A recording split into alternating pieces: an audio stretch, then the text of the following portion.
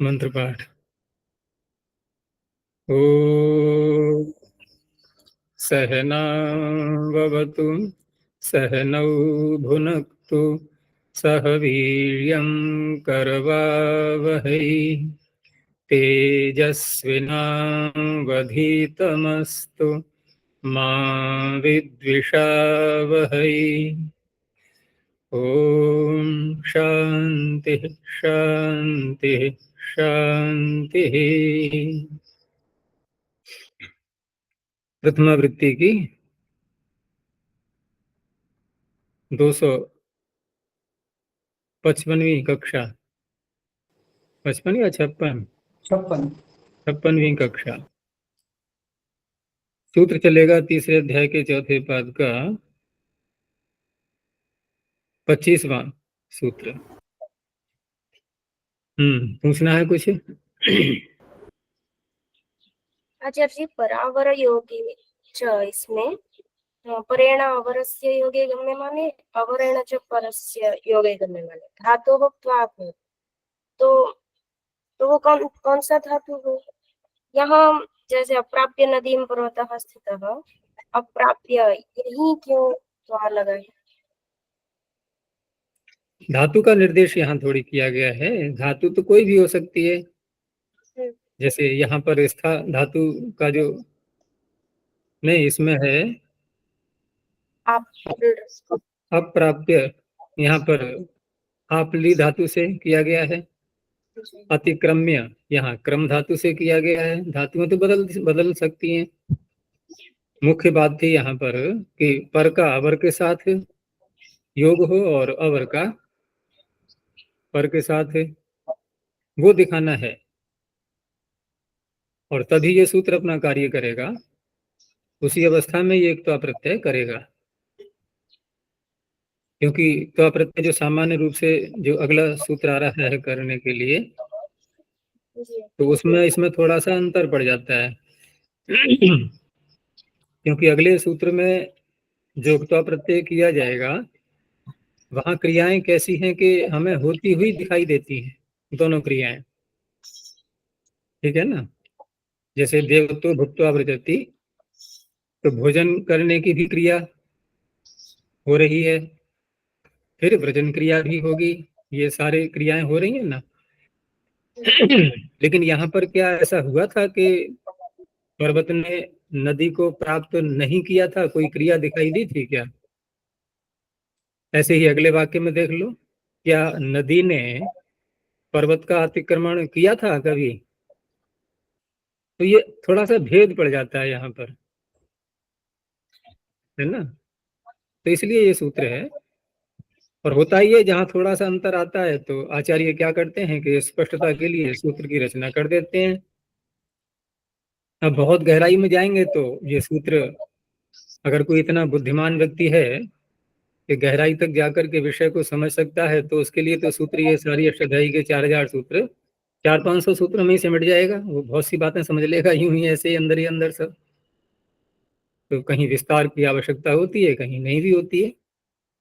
हर प्रकार के सूत्र मिलते हैं, क्योंकि यहाँ पर हम बौद्धिक क्रिया ले लेंगे। ज्ञान में जो हमारी क्रिया हुई वो ले लेंगे। ये ठीक है कि आंखों से नहीं अनुभव हुआ है, उसका अनुमान प्रमाण से नहीं जाना हमने, क्योंकि हम वैसे भी देखते हैं कि स्था धातु को हम क्रिया मानते हैं। देवदत्तः तिष्ठति जब बोला जाता है तो स्था को हम क्रिया के रूप में ही तो ले रहे हैं।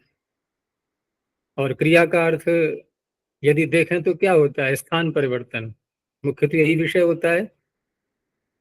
क्रिया का अर्थ होता है, भौतिक वस्तु में क्रिया होती है तो क्या होता है? स्थान परिवर्तन। एक स्थान को छोड़ करके देशांतर गमन, बस वही क्रिया होती है। लेकिन स्थान में तो क्रिया की निवृत्ति कही जा रही है, और फिर भी हम क्रिया अर्थ में क्रिया अर्थ बोलते हैं उसका। स्था क्या है कि क्रियावाचक शब्द है ये। भाई कौन सी क्रिया हो रही है इसमें? इसमें तो क्रिया रुक रही है, और बिल्कुल ही विरोध हो गया। गति निवृत्त है, गति कहाँ है यहाँ? तो इनको भी क्रिया मानना होता है। ये बौद्धिक क्रियाएं कहलाती हैं। एक वास्तविक क्रियाएं होती हैं। तो यहाँ पर भी नदी ने जो अतिक्रमण किया है पर्वत का, तो यहाँ पर किया वैसे नहीं है, लेकिन हमारे ज्ञान में हो गया उसका और हमने वाक्य में प्रयोग कर दिया। अजय इसलिए पूरा अंतिम वाक्य को है। पूरा वाक्य को देखने के बाद ही परावर योग को समझ सकते हैं। तो उदाहरण से ही तो समझ में आता है। सूत्र का तात्पर्य उदाहरण देख करके ही समझ में आता है। और पाणिनि ने भी जो सूत्रों की रचना की है, वो सूत्रों की रचना करके लोगों ने उदाहरण बनाए हैं या उदाहरणों को देख करके सूत्रों की रचना हुई है? पहले वेद थे या पहले पाणिनि थे? पहले वेद थे, उसके बाद पाणिनि हुए हैं। तो ये तो नियम होता ही है कि कोई भी आचार्य संसार में व्याप्त समस्याओं को देख करके और उनसे बाहर निकलने के लिए अपना पुरुषार्थ करता है। सभी दर्शनकारों को भी इसी रूप में लेंगे हम। और ये भी पाणिनि आचार्य, ये भी ये भाषा संबंधी समस्या को दूर कर रहे हैं। अन्य दर्शनकार अलग अलग विषय को लेकर के वो भी सब समस्याओं की ही निवृत्ति करने में लगे हुए हैं सब। तो यहाँ पर समस्या पहले, समाधान बाद में, यही नियम चलता है सर्वत्र।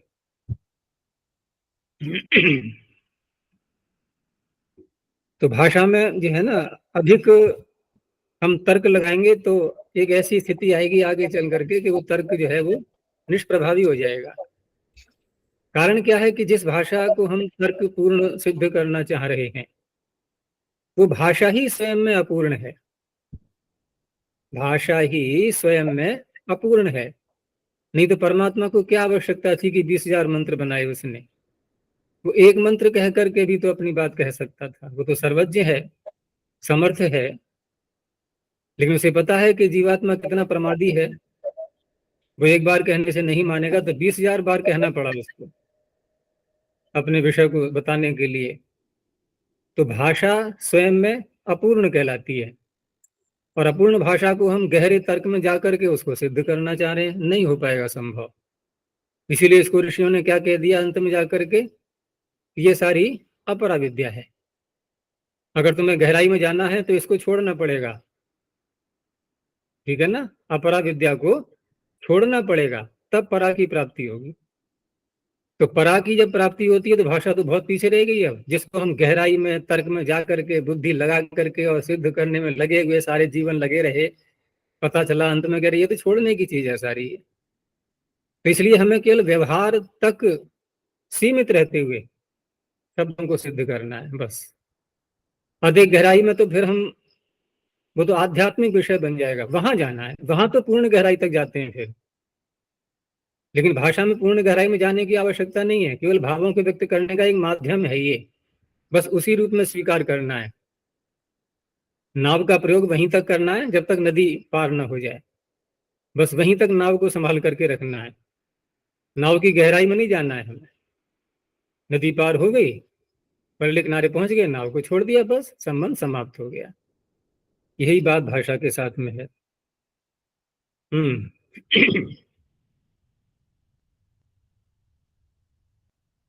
हो गया।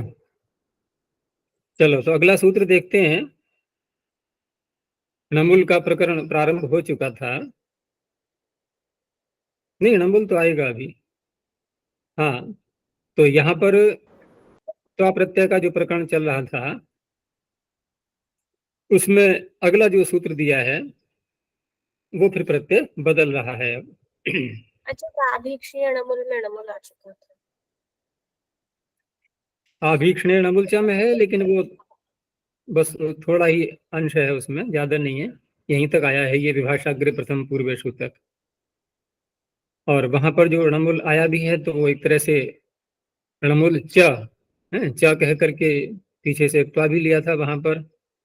फिर इसका निषेध का सूत्र आ गया न यद्यनाकांक्षे, तो वहां पर उसका निषेध कर दिया गया है। और विभाषाग्रे प्रथम पूर्वेशु, ये भी णमुल को ले रहा है और त्वा को भी ले रहा है, दोनों को ले रहा है। आगे प्रत्यय बदल गया है अब। सूत्र है कर्मण्या क्रोशे क्रिय खमोय। कर्मणि सप्तम एक वचनांतम, आक्रोशे सप्तम एक वचनांतम, क्रिय पंचम एक वचनांतम, खमोय प्रथमैक वचनांतम। कर्मणि शब्द आया है तो हम उपपद अर्थ लेंगे इसका। तो कर्मण निपपदे, आक्रोश पूरे वाक्य से निकलेगा। आक्रोश अर्थ निकालने के लिए हमें कोई शब्द ऐसा जो कि आक्रोश द्योतक हो उसका वाक्य में प्रयोग करना भी होगा। तभी सूत्र सार्थक बनेगा। तो कर्मण नुपपदे आक्रोशे गम्यमाने, बाकी सब वही शर्तें हैं कि समान कर्तृकयो पूर्व काले क्रिय धातु खमय प्रत्ययो भवति। तो समान कर्तृकयो पूर्व काले हम पूरा ही सूत्र यहाँ ले आए हैं, तो इससे ये भी स्पष्ट हो चुका है कि ये त्वा की प्राप्ति में णमुल का विधान है, क्योंकि पूर्व काल अर्थ यहाँ पर निकलेगा। तो आक्रोश को प्रकट करने के लिए वाक्य में चोर शब्द का प्रयोग किया है या दस्यु शब्द का, क्योंकि हम चोर को दस्यु को अच्छा नहीं मानते। वो सामने आता है तो हमें आक्रोश उत्पन्न होता है, इसलिए चोरंकारम आक्रोशति। अब चोरंकारम में ये क्री धातु से जो खमे प्रत्यय कर रहे हैं, तो यहाँ चोर करना इसका अर्थ ये नहीं किसी को चोर बनाया जा रहा है, क्योंकि क्री धातु का अर्थ हम बनाना अर्थ में ले लेते हैं। जैसे भोजनम करोति, तो भोजन बना रहा है उसको भी कह देते हैं भोजनम करोति, और खाने को भी कह देते हैं।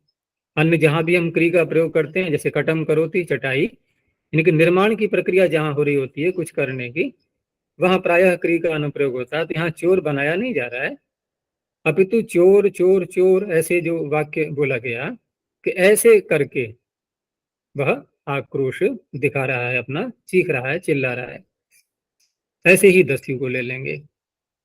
तो इस सूत्र ने क्या किया है, यदि ये सूत्र न हो तो समान कर्तृक हो पूर्व काले ही तो सूत्र लगाएंगे।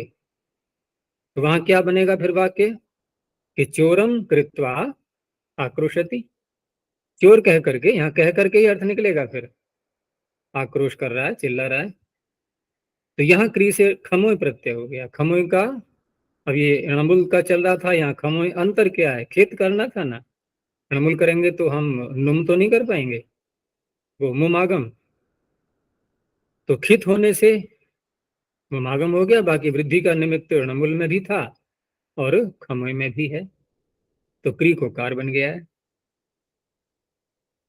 तो इस तरह से चोरम, चोर शब्द में मुमागम हो गया, और दुषद दंत से मुम, चोरं कारम, कारम में खमोय का अम दिख रहा है, ये अव्यय बन गया पूरा, अब ये पूरा शब्द।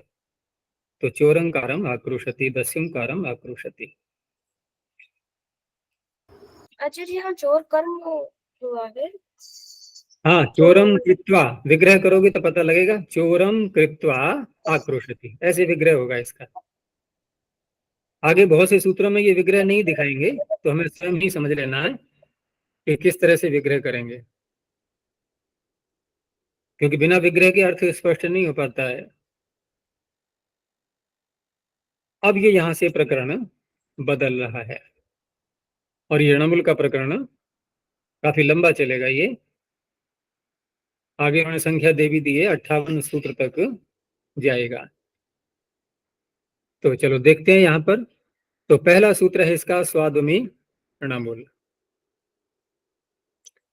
स्वादुमी सप्तम में क्वचनांतम, णमुल पंचम में क्वचनांतम। स्वादुमी सब सप्तमी हम कब मान पाएंगे, जब मूल शब्द हमारे सामने होगा स्वादुम, लेकिन ऐसा तो उपलब्ध होता नहीं। मूल शब्द का जो स्वरूप है वो क्या है, स्वादु। स्त्रीलिंग में देखते हैं तो वो तो गुणवचनात् से नीश करके स्वाद्वी बन जाता है, क्योंकि विशेषण के रूप में आता है। ये स्वादु का अर्थ क्या है, स्वादिष्ट, स्वाद से युक्त, तो फिर विशेषण तो बनना ही है। तो स्वादु, स्वाद्वी ये मिलेंगे नपुंसक में और पुल्लिंग में स्वादु, और स्त्रीलिंग में स्वाद्वी। लेकिन यहाँ पर सप्तमी दी गई है मूल शब्द स्वादुम मान करके। तो अब यहाँ पर यही समाधान होगा इसका कि पाणिनि इसमें मुम आगम, मुम आगम भी छोड़ो, मकारांत बोल दो सीधा, कि मकारांत इसको स्वीकार कर रहे हैं, अर्थात निपातन से ही माना जाएगा। पाणिनि ने पढ़ दिया बस, अब किसी अन्य सूत्र से मकार नहीं लाना है हमें। एक बात तो ये हो गई। दूसरा यह है कि स्वादु शब्द यहाँ पर स्वरूप से न लेकर के हमें लेना है अर्थ के रूप में। स्वादु वाची, स्वादु अर्थ वाले शब्द। इनके उपपद रहते हुए, इस तरह से अर्थ बनेगा सूत्र का। तो अर्थ करते समय स्वाद्वर्थेषु शब्देषु उपदेषु समान कर्तृकयोः पूर्व काले प्रिय धातु णमुल प्रत्ययो भवति। पीछे की सारी बात वही है, समान कर्तृकयोः पूर्व काले। अब अर्थ भी जब इसका ले लिया है तो इसके पर्यायवाची अन्य शब्द भी लिए जाएंगे, और मकारांत जो निपातन किया गया है इसमें, तो अन्य शब्द जो पर्यायवाची लिए जाएंगे, ये मकारांत का करना, मकारांत करने का प्रभाव वहां तक भी जाएगा, ये उनको भी मकारांत ही प्रयुक्त किया जाएगा। जैसे कि संपन्न शब्द है, लवण शब्द है, ये लगा करके भी ऐसे ही बोला जाएगा। तीसरी बात इसमें एक और है कि इस सूत्र को च्व्यर्थ के रूप में भी लिया गया है, यानी कि च्वी का जो अर्थ निकलता है अभूत तद्भाव। तो अभूत तद्भाव अर्थ लेते हुए यहाँ पर ये भी साथ में हटाएंगे कि जो वस्तु स्वादिष्ट नहीं है उसको स्वादिष्ट बना करके खा रहा है भूंगते। तो विग्रह कैसे करते हैं फिर? अस्वाद, यहाँ पर स्त्रीलिंग में किया गया है इसका विग्रह, ठीक है ना, अभूत तद्भाव भी दिखाते हुए और शब्द को स्त्रीलिंग का बनाते हुए। इसलिए भी दिया है स्त्रीलिंग का विग्रह, यद्यपि हम अन्य लिंग में भी कर सकते हैं, लेकिन स्त्रीलिंग का विग्रह इसलिए भी दिया है स्पष्ट करने के लिए कि देखो स्त्रीलिंग होने पर भी निपातन के कारण से यहाँ पर जो मकारांत रखा गया है, तो हम जो स्त्रीलिंग में जो प्रत्यय लाएंगे, स्त्री प्रत्यय ई जो आएगा, वो भी उसको भी हटना पड़ेगा, क्योंकि निपातन में जो शब्द स्वरूप में रखा है पाणि ने वही रखना है फिर। तो उसको ई को हटाने के लिए, स्त्री प्रत्यय को हटाने के लिए किसी सूत्र की आवश्यकता नहीं होगी हमें, बस केवल निपातन मात्र से ही उसको हटाया जाएगा। विग्रह करते समय तो लाएंगे, क्योंकि इसकी सिद्धि पीछे आ चुकी है। कहाँ पर आई होगी? कृण्य जनता में आई होगी, है ना। तो वहां देखो विग्रह किया गया होगा, अस्वाद्वीन स्वाद्वीन कृत्वा भुंक्ते, इस तरह से। अब जब उसकी हम अलौकिक विग्रह में रखेंगे उसके लिए, तो कैसे रखेंगे? स्वाद्वी अम, यानी कि स्त्रीलिंग का ही रखेंगे शब्द, स्वाद्वी अम। इसके उपपद रहते हुए इस सूत्र से फिर क्रिय धातु से अणमुल हो गया, तो स्वाद्वी अम और आगे क्री अणमुल का अम, ये हो गया अलौकिक विग्रह। अब रही बात के उपपद संज्ञा हो चुकी है, तो समास करेंगे। तो समास करने के लिए उपपद मतिंग सूत्र सामने आता है, लेकिन उसी के आगे फिर सूत्र कौन सा है? अमयी भाग्य अमय ना, क्योंकि ये तो अव्यय बनेगा ना। अब अव्ययत्व लाने के लिए तभी तो इसको च्व्यर्थ में स्वीकार किया गया है, क्योंकि च्वी प्रत्यांत अव्यय होते हैं सारे शब्द। तो इसलिए यहाँ पर फिर अव्यय जब इसको बना दिया गया, तो अमयी वाव्यये न, वैसे भी मकारांत बन के अव्यय आगे चल के भी बनना है ये। तो अमंत यदि किसी शब्द का समास करना होता है, जो कि अव्यय होता है, तो वहां पर अव्यय का अव्यय के साथ समास करने के लिए वो अमंत जो होते हैं उन्हीं के साथ होता है। तो इससे क्या सिद्ध हुआ? क्योंकि निर्धारणार्थ है वो सूत्र अमय वाव्यय न, एव लगा दिया है अमा एव अव्यय न। यदि आपको अव्यय उपपद के रूप में लेते हुए कहीं समास करना है किसी शब्द के साथ में, तो अमंत ही लेना है। ये तो आ गया ना उसमें, अब ये अमंत बन ही रहा है। तीसरे से उससे कर लेंगे समास। समास करते ही अब अम हटेगा स्वाद्वी के आगे, लेकिन स्वाद्वी का स्वादुम बनाने के लिए अब इसी सूत्र की सहायता लेनी पड़ेगी, क्योंकि पाणिनि इसको स्वादुम बोल रहे हैं इसलिए। तो स्वादुम हो गया, आगे कारम समास हो गया, तो एक ही रेखा बन जाएगी, स्वादुम कारम भुंगते। लवणम कारम भुंगते, नमकीन बना करके खाता है। यहाँ लवण का भी विशेषण के रूप में लेना है। लवण एक तो हो गया संज्ञा, नमक और नमकीन, ये अंतर आ गया। तो बहुत से शब्द होते हैं जो संज्ञा के रूप में भी होते हैं, विशेषण के रूप में भी होते हैं। इंग्लिश में भी चलता है ऐसा बहुत, कलर, रंग और रंगीन, वहां भी चलता है कलर का प्रयोग। ये वस्तु कैसी है? कलर है, रंगीन है। तो बहुत से शब्द मिलेंगे इस प्रकार के, ऐसे ही यहाँ पर भी संपन्न शब्द भी आता है इसके साथ में, संपन्नम कारम भुंक्ते। अच्छा बना करके, संपन्न बना करके खाता है। तो इस तरह से ये समान कर्तृक पूर्व काले की प्राप्ति में अणमुल हो गया है। अब यदि हम ये कहें कि वासरूप स्त्रियाम सूत्र चल ही रहा है, तो वासरूप विधि से यहाँ पर हम उसको भी कर सकते हैं। तो आप प्रत्यय भी हो जाएगा, तो क्या बनेगा? स्वादुम कृत्वा भुंक्ते। वहां ऐसे बन जाएगा। चलो आगे देखते हैं। अच्छा, अब ये जो सूत्र सामान्य रूप से इसने अणमुल कहा है, तो देखो सबके अणमुल तो बहुत सूत्र करेंगे आगे, लेकिन यहाँ आगे वाले सूत्र हमें इसके अपवाद के रूप में नहीं लेना है अब, क्योंकि यहाँ तो स्वादु के अर्थ वाले शब्दों को लिया था इसने, लेकिन अगला सूत्र कोई इस इन अर्थों को थोड़ी ले रहा है, तो वो अलग विषय बनेगा उसका। दूसरा यह है कि समान कर्तृकता सर्वत्र दिखाई देगी इस प्रकरण में। समान कर्तृक हो, भले ही अनुवृत्ति न दिखाई जाए आगे सूत्रों में नहीं दिखाएंगे, लेकिन समान कर्तृकता को सर्वत्र स्वीकार किया गया है। तो अगला सूत्र गण में है। सर यहाँ जब भी कृत्वा मतलब कृ धातु का प्रयोग करेंगे, कुछ करना या कुछ बनाना, तो वो सदा ही व्यर्थ में ही होता है क्या? क्योंकि बनाना मतलब तब बनाएगा जब पहले नहीं है। नहीं, एक तो ऐसा होता है कि स्वादिष्ट है, कम है, थोड़ा और बढ़ाना है, एक तो ये भी अर्थ हो जाता है उसका। और एक स्वाद बिल्कुल लग ही नहीं रहा है, रुचि आ ही नहीं पा रही है उसमें, तो कुछ और ऐसे पदार्थों का सम्मिश्रण किया गया कि उसको स्वादिष्ट बना दिया गया। तो इस रूप में जब बोलते हैं तो ऐसे ऐसे वाक्य सामने आते हैं। ये इसलिए कहा जाता है, व्याख्याकार भी देखो ना, व्याख्याएं जो किया करते हैं तो वो भी प्रयोग जहां आ रहे होते हैं इस प्रकार के शब्द, और वहां देखते हैं प्रसंगानुसार कौन सा अर्थ संगत हो रहा है, उस अर्थ को देखते हुए फिर वो व्याख्या करते हैं।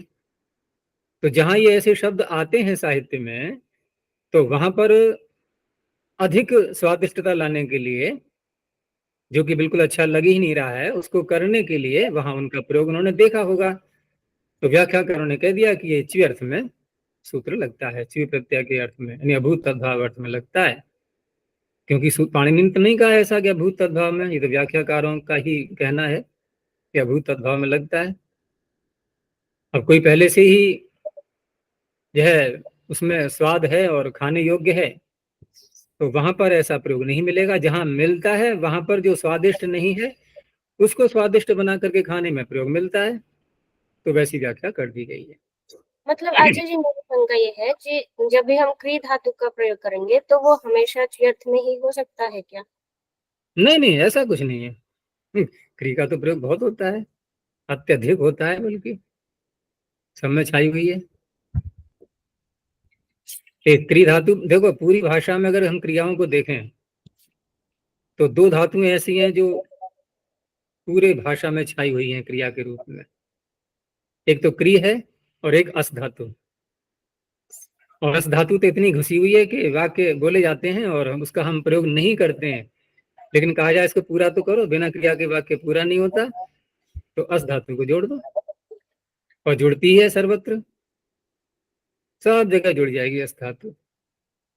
ऐसे ही क्रिय अन्य धातु के साथ भी जुड़ जाएगी। जाता है गच्छति, अब जोड़ो क्री को, जोड़ो, गमनम गमनम करो, कहीं भी जोड़ दो इसको। वही मैंने कहा था ना एक बार, जैसे आलू किसी भी सब्जी में डाल दो। ऐसे ही क्री धातु है, आलू के समान। हम्म, तो हर सूत्र के अलग अलग विषय रहेंगे, यहाँ पर थोड़ा थोड़ा अंतर दिखाई देगा। तो यहाँ क्या है कि अन्यथैवम कथम इत्थम सु सिद्धा प्रयोग, एक शर्त भी साथ में लगाई जा रही है। अन्यथैवम कथम इत्थम सु सप्तमी बहुवचनांतम सिद्धा प्रयोग प्रथम वचनांतम चेद अव्ययपदम। यहाँ ये भी ध्यान रखना है सर्वत्र कि ये तुमर्थ का ही अधिकार चल रहा था, तो ये सब भाव में ही है प्रत्यय, है ना। इसलिए हम क्रिया का ही अर्थ लेते हैं, सब करके करके करके ऐसे करके। तो यहाँ जो शब्द लिए हैं इन्होंने स्वयं पढ़ दिया है पाणिनि ने, अन्यथा, एवं, कथम, इत्थम, 4 शब्द हैं ये, और ये सभी अव्यय हैं, है नहीं है, अन्यथा, एवं, कथम, इत्थम, सारे अव्यय हैं ये। तो अन्यथा, एवं, कथम, इत्थम इत्येतेषु उपपदेषु क्री धातु की अनुवृत्ति आई रही है, क्रिय धातु ऋणमूल प्रत्ययो भवति। ये तो आधे सूत्र का अर्थ हो गया। साथ में इन्होंने जो शर्त लगाई है कि सिद्धा प्रयोग चेत, तो सिद्धा प्रयोग यहाँ बहुरी समास करेंगे, तत्पुरुष नहीं करेंगे। सिद्ध अप्रयोग यस्य, जिस धातु से हम ये णमुल कर रहे हैं उसका प्रयोग, उसका जो है प्रयोग न करना, ये सिद्ध है, अप्रयोग सिद्ध है उसका। तात्पर्य कहने का, धातु आप बोलोगे तो णमुल प्रत्यय करके क्रिय से उसका प्रयोग तो करोगे, लेकिन उससे अर्थ बढ़ेगा नहीं। आप यूं समझो कि हमने प्रयोग की ही नहीं है, वो न होने के समान माना जाएगा क्रिया का प्रयोग। और ये अर्थ क्यों कहा जा रहा है ऐसा, कि ये जो शब्द है ना, अन्यथा, एवं, कथम, इत्थम, ये अपने में पूर्ण है अर्थ बताने के लिए। जो इनका अर्थ है वही क्रिया के अर्थ में जो जुड़ जाएगा, बस क्रिया का अलग से कोई अर्थ नहीं होने वाला है। जैसे उदाहरण में देखते हैं हम कि अन्यथा कारम भुंक्ते, अब विग्रह कैसे करेंगे इसका, अन्यथा कृत्वा भुंक्ते। भाई जैसा खाना चाहिए, भोजन जो हमारे सामने है, बच्चे खाते हैं ना, बिगाड़ लेते हैं सारा, तो बिगाड़ करके खा रहा है, ढंग से नहीं खा रहा है, तो अन्यथा कृत्वा, तो अन्यथा कृत्वा में से कृत्वा को हटा दो थोड़ा, और केवल बोलो अन्यथा भुंक्ते। क्या इससे वही अर्थ नहीं है, वही तात्पर्य है। इसलिए क्रिया का अप्रयोग सिद्ध है। अब इसको हमें देखना है कि हम एक ऐसा उदाहरण और ले लें कि जहां प्रयोग इसका सिद्ध हो, तो ज्यादा समझ में आएगा। ऐसा वाक्य कौन सा हो सकता है।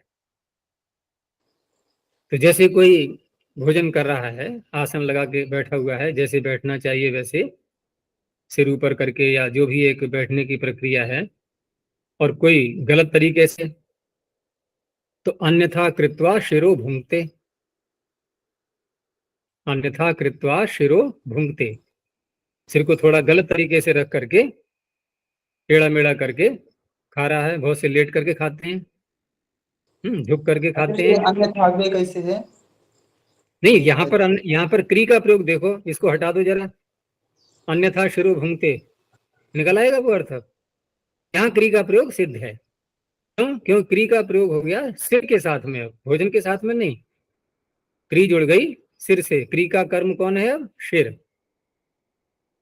समान कर्तृकता तो है, जिसने सिर को उलट पलट किया है वही व्यक्ति भोजन कर रहा है, समान कर्तृकता तो रहेगी, लेकिन क्री का प्रयोग वहां पर अनिवार्य हो गया।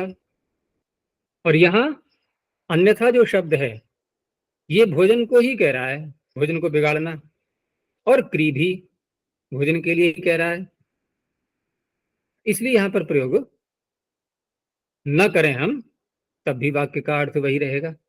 तो ऐसे स्थलों पर करेगा ये। अब अन्यथा कृत्वा शुरू भुंगते में नहीं लगेगा ये, वहां मूल प्रत्यय नहीं करेगा।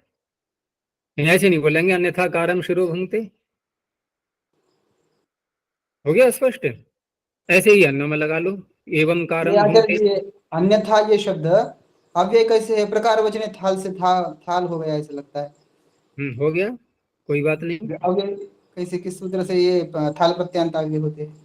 ये तो जैसे नहीं बताएगी,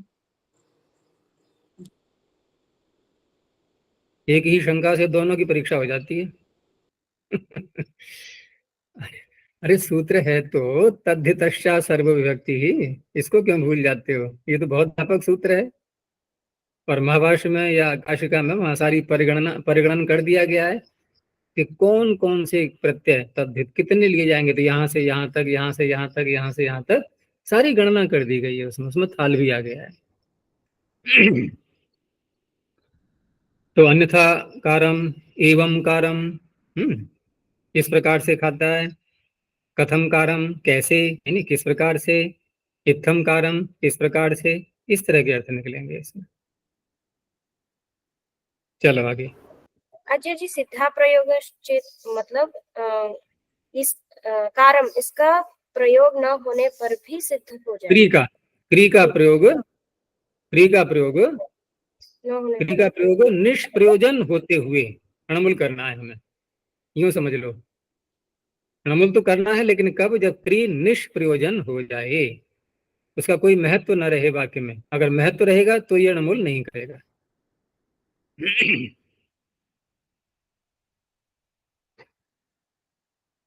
यही बात अगले सूत्र में ले लेना आप, सिद्धा प्रयोग वाली, कि यथा तथयोर असूया प्रतिवचने। बस थोड़ा सा अंतर आ गया है इसमें, असूया प्रतिवचन ये बढ़ा दिया है इसमें। अव्यय देखो यहाँ भी है, पीछे भी 4 अव्यय थे, यथा तथा ये भी अव्यय है। तो यथा तथयो सप्तमी द्विवचनांतम असूया प्रतिवचने सप्तम एकवचनांतम। यथा तथा, यहाँ जो असूया प्रतिवचन है ये तृतीय समास करना है हमें, कि असूयया प्रतिवचनम। प्रतिवचन तात्पर्य उत्तर, जो उत्तर देते हैं ना, किसी ने कुछ कहा और उसका हमने प्रत्युत्तर दिया, वो हो गया। लेकिन वो प्रत्युत्तर निंदात्मक रूप में है, निंदा के द्वारा दिया गया, निंदा करते हुए। असूयया प्रतिवचनम असूया प्रतिवचनम। तो असूया प्रतिवचने गम्य माने, पूरे वाक्य से ये ऐसा ध्वनित हो रहा हो कि ये निंदात्मक वाक्य बन रहा है, उस अवस्था में यथा तथयो रूप पदयो हो क्रियोणमुल प्रत्ययो भवति। सिद्धा प्रयोगश्चेत करोतिर भवति। करोति धातु, क्री धातु जो है वो, उसका अप्रयोग सिद्ध होना चाहिए। अब उदाहरण में देख लो कि यथा पहले पहले क्योंकि असूया का ये प्रतिवचन है, असूया के द्वारा प्रतिवचन है, तो पहले प्रश्न भी तो आना चाहिए, तभी तो उसका प्रत्युत्तर होगा। वो अपनी ओर से करेंगे। भाई किसी ने प्रश्न किया, ये तुम कैसे खा रहे हो भोजन, अर्थात उसको अच्छा नहीं लग रहा है सामने वाले को, तो एक प्रश्न के रूप में बात सामने रखी। लेकिन दूसरे आचार्य को जी ये ले है, लेंगे प्रश्न, पूर्व सूत्र से ले लेंगे प्रश्न, अन्यथा कारम भूलते। तो ये सूत्र नहीं लगेगा। अभी मैं बताऊंगा उदाहरण दे करके इसका।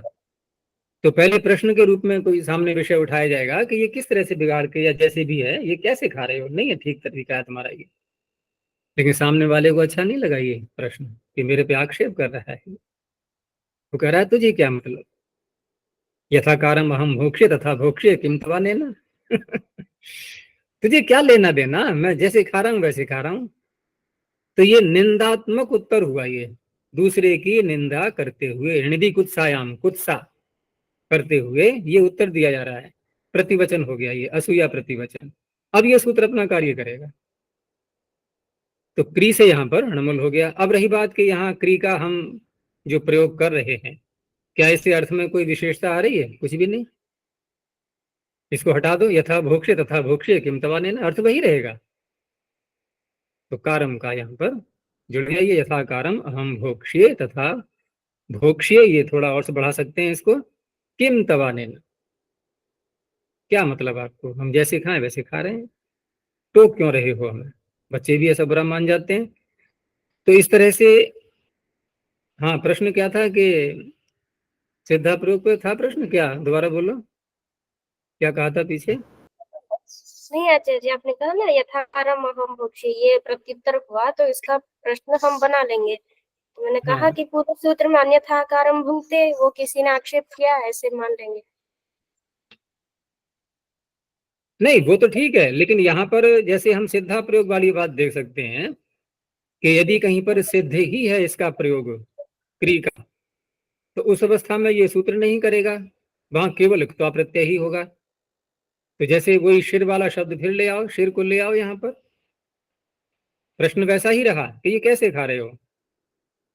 और सिर के विषय में प्रश्न था कि सीधा सिर करके खाओ या जैसा भी है, ये कैसे सिर टेढ़ा मेढ़ा कर लिया और खा रहे हो। तो वहां पर वो कह सकता है कि यथा कृत्वा शिरो अहम भोक्ष्ये तथा भोक्ष्य किम तबाने न। अब वहां पर यथा कारम नहीं बनेगा, क्योंकि कृत्वा का प्रयोग वहां पर अनिवार्य हो गया है। वो शिर उसका कर्म बन चुका है। अगर वहां पर हम कृत्वा को हटा देंगे तो फिर यथा अहम शिरो भोक्ष्ये बनेगा ही नहीं वाक्य, क्योंकि वहां क्रिय अनिवार्य है प्रयोग करना। तो ये इसका बन जाएगा प्रधान सिद्धा प्रयोग का। और बाकी असूया प्रतिवचन का अगर हम लेते हैं प्रत्युदाहरण, कि असूया न दिखाई जाए तब भी ये सूत्र अपना कार्य नहीं करेगा। जैसे किसी ने प्रश्न किया कि ये कैसे खा रहे हो। अब यहाँ पर जो प्रश्न है वो आरोपात्मक नहीं है, बस यही है कि आप कैसे खाना खाते हो या इस तरह की बात है ना, तो वो उत्तर दे सकता है कि यथा कृत्वा अहम भोक्ष्ये तथा त्वम द्रक्ष्यसि, भाई जैसे मैं खाऊंगा आप देख लेना आगे, जब मैं खाऊंगा तो। ये कोई निंदात्मक उत्तर नहीं है। खाने का ढंग मेरा कैसा है ये आप देख लेना आगे चल करके, अभी खा नहीं रहा है। उसने प्रश्न किया कि आप कैसे खाते हो, ठीक है जैसे खाता हूं मैं, जब खाऊंगा तो आप देख लेना। अब यहाँ पर नहीं है, तो यहाँ भी अमूल नहीं करेगा ये। तो वैसे तो पूरा सूत्र तभी समझ में आता है जब प्रधान सामने हो हमारे, लेकिन वो सारे विषय आगे चल के आएंगे और काशी का तुम्हें और सरल पड़ जाएगी, साथ साथ चल रही लगभग। अगला सूत्र देखो कि कर्मणि दृश्य विदोह साकल्य। अब यहाँ पर कर्मणि कह दिया है तो ठीक है, कर्म उपपद में ले लेंगे, लेकिन उस कर्मणि के साथ में साकल्य शब्द भी है, ये बन जाएगा उसका विशेषण एक प्रकार से। तो कर्मणि सप्तम एक वचनांतम, दृश्य विदोह षष्ठी द्विवचनांतम पंचमी के अर्थ में है, साकल्य सप्तम एक वचनांतम। साकल्य कहते हैं संपूर्णता। तो जिस कर्म को उपपद में लाया जाएगा उस कर्म का जो भी अर्थ है उसको संपूर्ण लेना है, साकल्य रूप में ग्रहण करना है, ये वाक्य में देखना है। तब ये दृश्य और विद धातु से नमुल करेगा। तो साकल्ये कर्मण्युपपदे, संपूर्णता विशिष्टे कर्मण्युपपदे दृषि विद इत्येताभ्याम प्रणमुल प्रत्ययो भवति। अब इसमें धातुएं दे दी हैं, अन्य किसी से करना नहीं है, दृश्य और विद से ही करना है। तो दृश्य का अर्थ है देखना, तो यवन दर्शम हंति, जिस जिसको भी देख रहा है कि यवन है ये मुसलमान, लड़ाई होती है आपस में हिंदू मुसलमानों में, तो इस तरह के वाक्य जो है वो बन जाएंगे। और ऐसे कुछ वाक्य उसमें आए भी हैं शिवराज विजय आदि में, जो पुस्तकें आती हैं साहित्य की। तो यवन दर्शम, जिस जिसको भी यवन देख रहा है कि यवन है ये, उसको मार रहा है साकल्य रूप में, छोड़ नहीं रहा है किसी के लिए। जो भी यवन दिखाई दे रहा है प्रहार करना शुरू कर देता है। ऐसे ही जिस जिसको ब्राह्मण जान रहा है, विद ज्ञाने ब्राह्मण वेदम, उसको भोजन खिला रहा है, किसी विशेष नाम लेकर के नहीं कि आप ब्राह्मण हैं कि हाँ, कहाँ रहते हैं क्या नाम है, इससे कोई लेना देना नहीं, बस ब्राह्मणत्व तो इतना पता लग गया। तो ब्राह्मण वेदम भोजयति, सामान्य सूत्र है बस। तो इस तरह से ये नमूल प्रत्यय कर देगा। यानी ब्राह्मण वेदम या यवन दर्शम, यम यम ब्राह्मणम जानाति, ठीक है ना, वेद लभति लभते या विचारयति, कुछ भी अर्थ ले सकते हैं, उन सबको खिला रहा है। आगे सरल सूत्र है ये, यावती विंद जीवो, एक एक शब्द को लेकर के चल रहे हैं, इसमें यावत शब्द लिया गया है। तो यावती सप्तम में क्वचनांतम विंद जीवो हो षष्ठी द्विवचनांतम पंचमी के अर्थ में। यहाँ जो उदाहरण आ रहे हैं सारे, तो जैसे हम देख रहे हैं कि ये सूत्र नमूल कर रहे हैं, कोई विकल्प भी ऐसा नहीं दिखाई दे रहा है, फिर भी हम विग्रह वाक्य बोल लेते हैं। तो ऐसा नहीं है, ये ठीक है कि ये विकल्प नहीं है, लेकिन फिर भी भाषा में जब ये वाक्य बोला जाएगा, ऊपर वाले को ही देखें कि यम यम ब्राह्मणम जानाति तम तम भोजयति, तो अशुद्ध नहीं है वाक्य, ये थोड़ा विस्तार हो चुका है उसका, केवल एक संक्षिप्त करने के लिए इन प्रत्ययों का विधान है, छोटा सा वाक्य बन जाए बस इसलिए, लेकिन विस्तार करके नहीं बोलेंगे ऐसा कोई बंधन नहीं है यहाँ पर।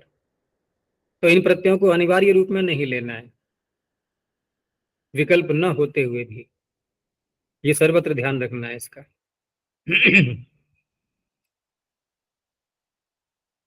तो यावत शब्द उपपदे, अब इसमें सूत्र में विंद धातु पड़ी है, तो क्या संकेत लें हम? पाणिनि ने स्पष्ट कर दिया है कौन सी धातु लेनी है, क्योंकि विद तो 4 है ना, बल्कि 5 बन जाती हैं सब मिला करके चुरादिगण वाली। तो यहाँ पर जिसको जिसको नुमागम होता है वो लेनी है। तो नुमागम करने वाला सूत्र शेमुत्यादि नाम, श प्रत्यय, श आता है तुदादिगण में, तो तुदादिगण वाली विद लेनी है। तो वहां कौन सी धातु है फिर? विदलिरी लाभे, ये उसको लेना है, इसलिए पाणिनि ने नकार पढ़ दिया इसमें पहले से ही। तो यावत शब्द उपदे विदलिरी लाभे, जीव, जीव बल प्राण, जीव बल प्राण ने, वैसे प्राय करके बोलते हैं जीव प्राण धारण है, ये प्रसिद्ध हो गया है शब्द, जीव प्राण धारण है। लेकिन पाणिनि ने क्या पढ़ा है? जीव, जीव बल प्राण, यही है ना? जीव है, जीव,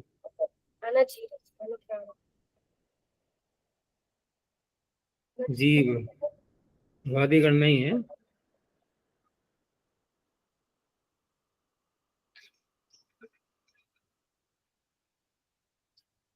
जीव, हाँ जीव प्राण धारण ही है, वो उसमें है, अनुधातु में है शायद, बल प्राण बल प्राण में, हाँ ठीक। तो जीव प्राण धारण है।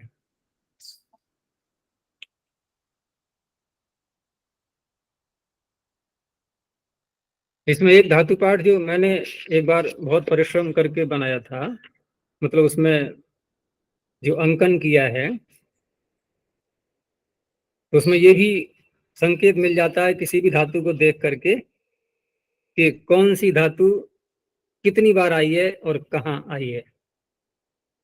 तुम लोग चाहो तो इसकी एक फोटो लेकर के मैं सारा भेज दूंगा, पीडीएफ फाइल बना लेना, या अपने धातु पाठ में ऐसा ही अंकन कर लेना। जैसे जैसे इसको एक पृष्ठ को देखो तो पता लगेगा, कुछ दिख रहा है इसमें धातुओं के नीचे कोई निशान जैसा, ऐसा नहीं आ रहा है? कैमरे के सामने नहीं आ रहा है? तो ब्लर हो रहा पूरा है। चित्र हो गया आचार्य, बैकग्राउंड रखे ना आचार्य आप, इसलिए तो अब दिखता है लेकिन वो अंकन नहीं दिखता अक्षर है। नहीं दिखता। हाँ जी। अच्छा, तो उसके नीचे रेखा डाली गई है, फिर उसके आगे कौन से अतिरिक्त पृष्ठ पर आई है उसकी संख्या लिखी हुई है, तो हमें तुरंत पता लग जाता है कि जिस धातु को हम देख रहे हैं ये धातु पाठ में और भी कहीं है या नहीं है, तुरंत वहीं पता लग जाएगा। नहीं सूची नहीं देखते रहो कहाँ कहाँ आई हुई है, सीधा वहीं से वहीं पहुंच जाएंगे हम पृष्ठ संख्या देख करके। कभी कभी एक ही पृष्ठ पर 2 बार आ जाती है, होता है ना ऐसा, तो वहां पर 2 रेखाएं मिलेंगी उसके नीचे, सबके संकेत हैं अलग अलग। बहुत समय लगा था ये पूरा करने में मुझे, पूरा कर दिया फिर मैंने इसको। बहुत पुराना धातु पाठ है ये, जब पढ़ते थे हम तब की बात है ये, इसीलिए इसका रंग वैसा हो रहा है मटमैला सा, बहुत पुराना है। तो कहाँ पे थे हम? यावती विंद जीवो हो, तो इस तरह से विंद यानी कि विद धातु से णमुल प्रत्यय करके यावद वेदम भोजयति। अब क्या अर्थ होगा इसका? यावत का अर्थ क्या है? जितना, पता है। भाई जितना जितना जो विदलिरी लाभे है ना, प्राप्त कर रहा है, पा रहा है, अर्थात जो भी उसके पास में है उसको खिलाता है दूसरे को, यावत वेदम भोजयति। ऐसी यावत जीवम अधीते, ये तो स्पष्ट है, जब तक जीवन है तब तक पढ़ता है, जीवन पर्यंत यानी कि मरण पर्यंत, जीवन जब समाप्ति हो जाएगी तब तक, यावत जीवम अधीते। तो ये 2 शब्द बन जाते हैं, इसे यावत वेदम यावत जीवम, बस इसी के लिए है ये सूत्र। चर्मोदयो हो पूरे है, चर्मोदयो हो सप्तमी द्विवचनांतम पूरे है पंचमी एकवचनांतम। अब पूरी इन्होंने ई इकार पढ़ दिया है इसमें, तो ण्यंत लेना है हमें, क्योंकि धातु है पूरी आप्यायने, तो ण्यंत प्रयोग लेना है। शब्द 2 हैं यहाँ पर कर्म के रूप में, कर्मणि आ रहा है पीछे से, तो चर्म उदर इत्यतयो कर्मणो रूपदयो ण्यंतात् पूरी धातु णमुल प्रत्ययो भवति। तो पूर्ण करना, ये अर्थ होगा। चर्म शब्द प्रारंभ में, तो चर्म हो गया कर्म, तो पूर्व धातु का कर्म बनेगा ये, यानी चर्म को भरकर। तो भरकर का तात्पर्य यहाँ पर, क्योंकि प्रयोग जो कर रहे हैं आगे हम स्त्रीणाति, क्योंकि इससे अर्थ खुलेगा। अब स्त्री आच्छादने, इसका आच्छादन अर्थ है ढांकना, तो चर्म को ढांक रहा है, तो चर्म पूर्व का तात्पर्य यहाँ पर जितना भी चर्म है, जैसे वस्त्र पहनते हैं हम या अन्य किसी पशु को ढांकना है पूरा, तो पूरा चर्म उसका, इस तरह से पूरे चर्म को लेकर के, पूरे चर्म को भर करके, यहाँ कोई वस्तु भरी नहीं जा रही है, उसमें भरने का तात्पर्य पूरे अपने अधिकार में लेकर के उसको स्त्रीणाति ढांकता है। तो संपूर्ण अर्थ निकल आता है फिर, संपूर्ण चर्म, चर्म पूरम स्त्रीणाति, ये पूर का प्रयोग करने से संपूर्ण अर्थ निकल आया। ऐसे ही उदर पूरम, ये तो स्पष्ट है, यहाँ पर उदर को भर करके खाता है, पेट भर करके भोजन कर रहा है, उदर पूरम। तो इनका विग्रह कैसे करेंगे हम? चर्म पूरयित्वा स्त्रीणाति, उदरम पूरयित्वा स्त्रीणाति, ये विग्रह हो जाएगा।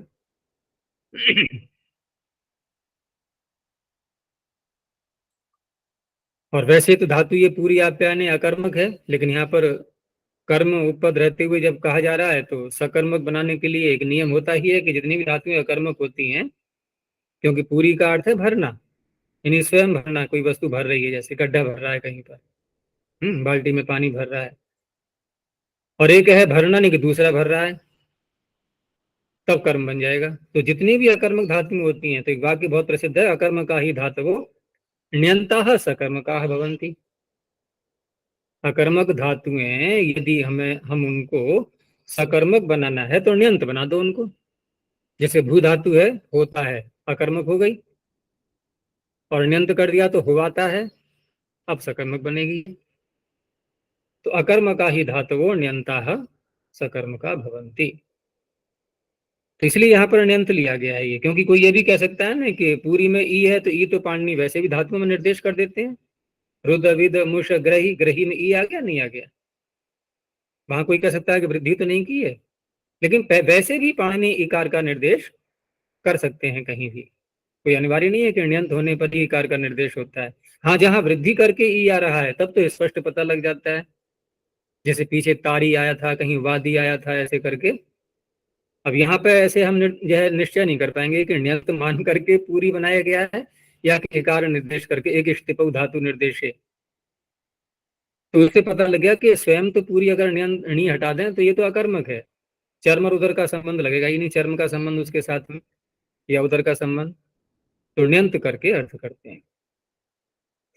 आगे देखो, वर्ष प्रमाण ऊलोपश्चास्यान्य तरस्याम, वर्ष प्रमाणे सप्तम एक वचनांतम, ऊलोपः प्रथम एक वचनांतम च व्यपदम, ये भाग अलग हो गया। अस्य यानी ऊलोपः अस्य, यहाँ से ये भाग अलग हो जाएगा। अस्य षष्ठे एक वचनांतम अनंतरस्याम अव्यपदम, तो उपवर्ष धातु वही ले लेंगे। और यहाँ पर कर्म की, कर्मणि की जो अनुवृत्ति आ रही है, तो पिछले सूत्र में तो कर्म बता दिए गए थे, चर्म और उदर दोनों। यहाँ पर कोई कर्म उस तरह से नहीं बताया है, लेकिन एक अर्थ ऐसा बता दिया है कि उसको घटाते हुए कर्म बनाना है हमें। वो कौन सा अर्थ ले लिया है? वर्ष प्रमाण। वर्ष का तात्पर्य यहाँ पर वर्षा, संस्कृत में वर्ष अकारांत ही रहता है ये, वर्ष। तो वर्ष प्रमाण, प्रमाण का तात्पर्य नापना, वर्षा हुई है, अब उसका किसी ने प्रश्न किया कि कितनी वर्षा हुई, तो अलग अलग तरीके से लोग बताते हैं। कम होना, उसके लिए क्या शब्द प्रयोग करेंगे, अधिक होने का क्या प्रयोग करेंगे, तो एक नाप बना लिए हैं अलग अलग, जिन शब्दों के द्वारा उनका प्रयोग यहाँ पर होगा। इसलिए पूरे वाक्य से जो अर्थ निकलेगा, वर्ष प्रमाणे गम्य माने, वर्षा का प्रमाण अर्थ द्योतित हो रहा हो, उस अवस्था में कर्मण न्युपपदे ण्यंतात् पूरी धातुर नमुल प्रत्ययो भवति। साथ में फिर कहा कि अस्य, अस्य का, अस्य कस्य, पूरी धातु हो, यानी पूरे है। अन्य तरस्याम ऊ लोपः भवति, अर्थात ऊ में जो ऊ है इसका लोप भी हो जाएगा विकल्प से। तो दो दो शब्द बन जाएंगे फिर। तो जब कम वर्षा होती है, बहुत मामूली सी बूंदें पड़ी, ज्यादा नहीं हुई, तो कितनी हुई तो उसका प्रमाण बताया कि गाय जब अपना पैर रखती है भूमि में, भूमि ऐसी नहीं कठोर वाली, थोड़ी मिट्टी हो वहां पर, तो एक गड्ढा सा बन जाता है, हल्का सा, थोड़ा सा, क्योंकि उसका खुर भारी होता है, वो जमीन में घुसता है मिट्टी में, तो वहां निशान बन जाएगा, गड्ढा सा बन गया एक। बस वो गड्ढा ही भर पाया है, इतनी वर्षा हुई है। तो गोष्पद, गाय का पैर, ये गोष्पद हो गया कर्म, कर्म उपद रहते हुए। वर्ष प्रमाण हो ही रहा है यहाँ पर, क्योंकि वृष्टो देवः बोलना है आगे। तो गोष्पद पूरम वृष्टो देवः, और ऊ को हटा दें तो गोष्पद प्रम, क्योंकि पूर का रह गया फिर पकार और रेफ, बस आगे नमुल का हम जोड़ दो। गोष्पद पूरम गोष्पद प्रम वृष्टो देवः, देव, देव भी यहाँ पर वर्षा ही अर्थ है इसका, कि देव वर्षा, कितना वर्षा कि केवल गोष्पद ही भर पाया। गोष्पद का जो स्थान है, गाय का पैर रखने से जो स्थान बना, बस उतना ही गड्ढा भर पाया है। इसका विग्रह कैसे करेंगे? गोष्पदं गोष्पदं पूरयित्वा वृष्टो देवः। ऐसे ही थोड़ा सा और अधिक वर्षा, तो ये जो सीता शब्द आ रहा है आगे, ये सीता वो है जो हल चलाते हैं जब, तो खेत में एक पूरी रेखा सी बन जाती है, तो एक तरफ का तो भाग मिट्टी ऊंची हो जाती है, दोनों तरफ बीच में एक नाली सी बन जाती है, वो नाली वाला जो भाग है गहराई वाला, उसे कहते हैं सीता। तो वो सीता भर पाई है, बस उतना ही रेखा जो है वो भर पाया है। तो गोष्पद से अधिक वर्षा होगी ना, अब ये गड्ढा थोड़ा बड़ा होता है वो, जो खेत में हल चलाते हैं। तो सीता प्रम या सीता पूरम वृष्टो देव, ये भी सामान्य सूत्र ही हो गया, कोई अधिक व्यापक नहीं है।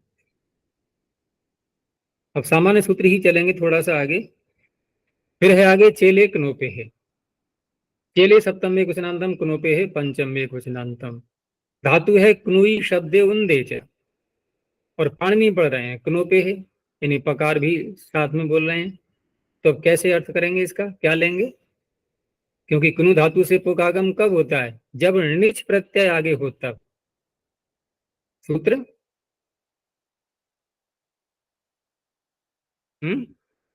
अर्ति ह्री विली री कुनुई क्षमाई आताम पुग णौ, णौ बोल दिया। तो इसका तात्पर्य ण्यंत कुनुई धातु लेनी है, पहली बात। दूसरा, इसमें जो चेल शब्द है, तो चेल शब्द स्वयं में भी तो अर्थ कर सकते हैं हम कि चेल कर्म उपपद रहते हुए, लेकिन यहाँ पर चेल अर्थ लिया गया है। जैसे पीछे आया था ना, पीछे कौन से सूत्र में था जहां पर अर्थ लिया गया था, जैसे स्वादुम शब्द था, स्वादुम शब्द वहां भी ऐसे ही था। आक्रोशी, कर्मण्य हाँ, आक्रोशी। तो ऐसे ही यहाँ पर चेल को अर्थ के रूप में लेंगे। तो चेलार्थवाचिषु शब्देषु कर्मसु पदेषु वर्ष प्रमाणे गम्य माने, जो प्रसंग चल रहा था वर्षा के प्रमाण का, वो यहाँ भी लगेगा। तो क्नुई ण्यंतात धातु हो अणुल प्रत्ययो भवति। अब देखो, पीछे था जब कम वर्षा हुई तो गोष्पद भर पाया, कुछ और उससे अधिक हुई तो सीता भर गई, जो खेत की रेखा है वो। अब कुछ और अधिक वर्षा हुई है, या उस जैसी ही मान लें, या बताने का तरीका भिन्न हो गया है थोड़ा सा। तो यहाँ पर क्या है कि वस्त्र गीले हो चुके हैं सब, अब सारे वस्त्र गीले हो गए, इतनी वर्षा हुई है। तो चेल जी कम, है? ये कम ही हुई ना कि वस्त्र गीले हुए तो। चलो हम उस रूप में नहीं लेंगे कि पहले कम फिर अधिक फिर अधिक, ऐसे नहीं अर्थ करना है, लेकिन बताने का जो तरीका है, जो शैली है, वो थोड़ी बदल गई है। अब किसी और प्रकार से प्रमाण बताया जा रहा है, पहले और प्रकार से बताया गया था। वर्षा का नाम कितना, ये स्वयं समझ लो। तो चेल कनूपम वृष्टो देवः, अब कैसे विग्रह करेंगे यहाँ पर? चेलम या चेलानी, चेलम कुनोपयित्वा वृष्टो देवः, क्नोपयित्वा।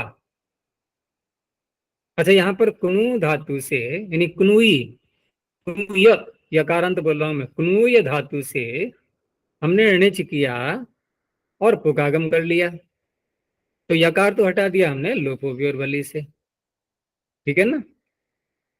तो कुनूप और आगे णिच है, कुनूप ई। ये गुण कैसे हो गया? ये उपधा तो लघु है नहीं यहाँ पर, ये तो बहुत बड़ी समस्या आ गई। अनिपातन से चेले लोपे है, इसमें पढ़ा है नहीं इसे। नहीं नहीं नहीं, अनमोल कैसे गुण हो गया? माइक तो खोलो। नहीं कैसे? रहा। अच्छा, गुण करने वाला सूत्र है कौन सा जो लघु उपधा को गुण करता है? पुगंत लघु पदस्य च। तो पुगंत शब्द नहीं है वहां पर। पुगंत।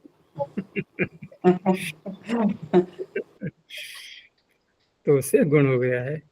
तो चेल कुनोपम, चेलन कुनोपयित्वा वृष्टो देवः, वस्त्र कुनोपम। अब अर्थ लेना है तो उसके पर्यायवाची भी आ गए, वसन कुनोपम। चलो ये हो गया। अब यहां तक जो सूत्र आए हैं अभी,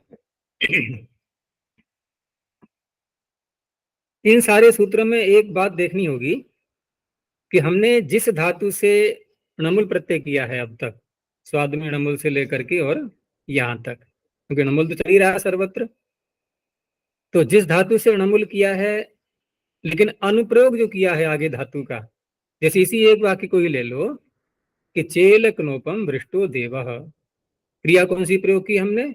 वृष धातु, वृष्ट है। ऐसे ही चर्मोदयो पूरे, तो स्त्रीणादि भूंगते, ये आई हैं अनुप्रयोग वाक्य पूरा करने के लिए, है ना। णमूल किसी और से और अनुप्रयोग किसी और का, तो ये चलता रहा था। अब जो ये 34वें सूत्र से आगे प्रारंभ होगा, तो यहाँ तो नहीं बताया जाएगा, लेकिन ये सूत्र हम जब पढ़ेंगे यहां से लेकर के और बढ़े आगे और बढ़े आगे, तो एक सूत्र आएगा कषादिषु यथा विध्यनु प्रयोग, ये आगे आएगा अभी। तो वो जो कषादिषु में कष शब्द है, वो इस यही कष है, निमूल समूल हो कष वाला, ठीक है ना। तो अब आगे के उदाहरण जितने भी आएंगे, तो जिस धातु से हम नमूल करेंगे उसी धातु का अनुप्रयोग होगा। ये अनुप्रयोग वाली बात पीछे भी आई थी, बताओ कहां पर आई थी? इसी पाद में।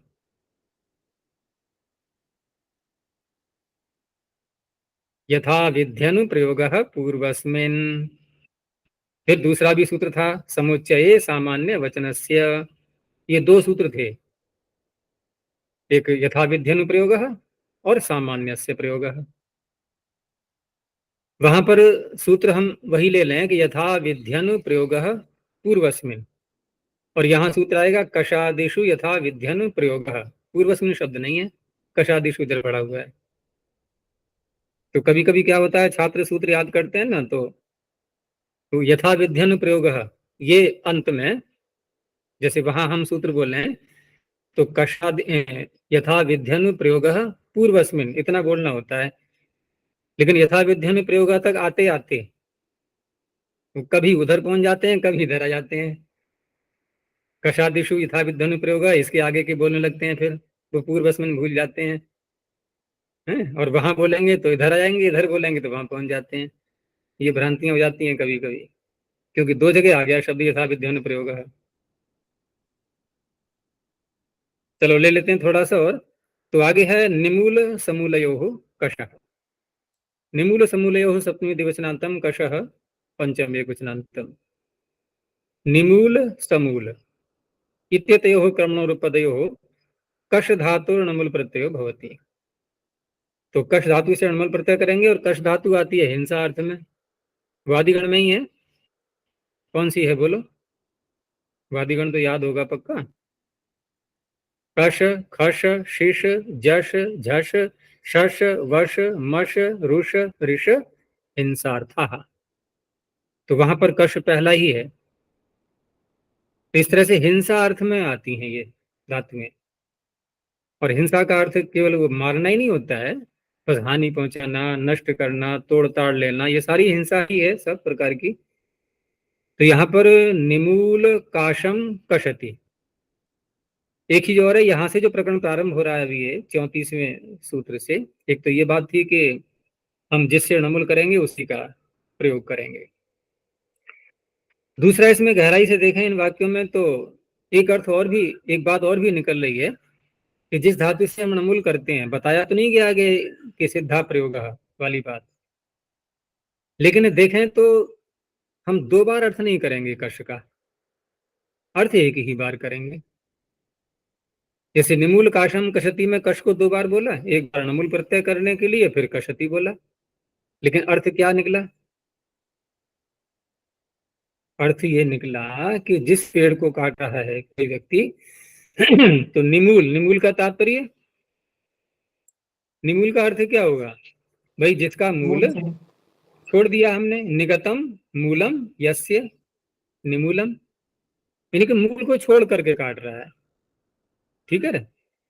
तो निमूलम कशति, हम इतना यदि बोलें तो यही अर्थ निकल रहा है ना पूरा, या नहीं निकल रहा है? और थोड़ा स्पष्ट कर दो, वृक्षम को बोल दो साथ में, वृक्षम यहाँ भी कह सकते हैं हम कि निमूल काशम वृक्षम कशति, बोल सकते हैं नहीं? स्पष्ट हो गया कि किसको काट रहा है, कि वृक्ष को कैसे काट रहा है, कि जड़ को छोड़ करके। अच्छा, अब यहाँ पर निमूल प्रत्यांत जो शब्द है काशम, उसको तो निमूलम कशति, अर्थ वही आ गया, निमूलम वृक्षम कशति। निमूल काशम वृक्षम कशति, क्या अंतर है अर्थ में? कुछ भी नहीं। इसीलिए जो है यहाँ पर यथाविध्वनि प्रयोग की बात आ रही है। और यथाविध्वनि प्रयोग बोलने से हम उसी धातु का जब अनुप्रयोग करेंगे तो जो तिङंत पद होता है, ये पीछे बताया था मैंने कि सुबंतों में और तिङंतों में जो प्रधानता किसकी रहती है? तिङंत की। तो तिङंत की ही प्रधानता होगी, उसी का अर्थ मुख्य रूप से आएगा उसमें। तो कहीं कहीं तो ये सुबंत विशेषण बन जाते हैं उसके, लेकिन यहाँ पर देखें तो कश का अलग से अर्थ हमें कोई अन्य नहीं करना है। तो इस तरह के वाक्य व्यवहार में आते हैं कि नमुल प्रत्यांत धातु मिलेगी लेकिन अर्थ में कोई परिवर्तन नहीं आएगा। ऐसे ही समूल काशम में भी जो कहते हुए। अब यहाँ पर देखो उल्टा अर्थ हो गया, वहां पर जो जड़ को छोड़ करके काट रहा है, यहाँ जड़ सहित काट रहा है। मूले न सह समूलम, और निगतम मूलम यस्य तत्निमूलम, तो समूल काशम कशति, जड़ सहित काट रहा है। चलो यहीं तक रखते हैं अभी। प्रणव ध्वनि। ओम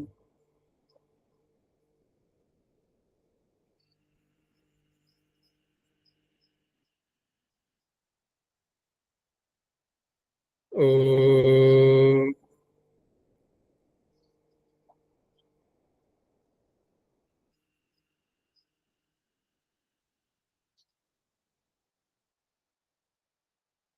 ओम।